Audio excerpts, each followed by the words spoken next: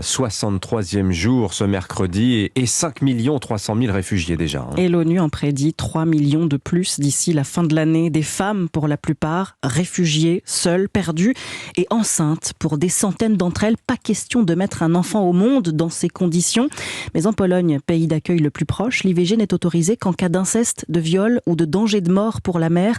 Nombre d'entre elles font alors appel à des associations pour avorter. Marion Gauthier. Le nombre d'appels à l'aide augmente chaque semaine. Nastia Podorojnia a créé une ligne d'assistance sur Telegram pour informer et soutenir notamment celles qui passent la frontière enceintes et souhaitent avorter.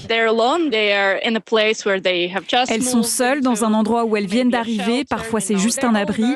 Elles sont toutes nerveuses. Récemment, une femme m'a envoyé un message. Elle était dans une salle de bain. Elle saignait. Elle voulait juste être avec quelqu'un. Nous avons parlé de la météo. Pour moi, tout ça, c'est continuer à les traumatiser.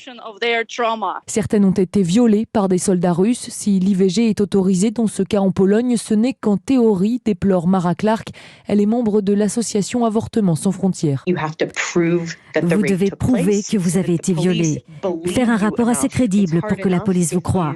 C'est déjà compliqué pour les femmes polonaises. Mais pour les réfugiés, c'est encore pire. Elles sont choquées parce que dans l'Ukraine qu'elles ont quittée, l'IVG est légal. Et ceux qui aident risquent la prison. Ils organisent dans le secret la poursuite de l'exode jusqu'à un pays qui autorise l'avortement ou envoie des pilules abortives par la poste. Encore faut-il qu'il y ait une boîte aux lettres. Marion Gauthier, conséquence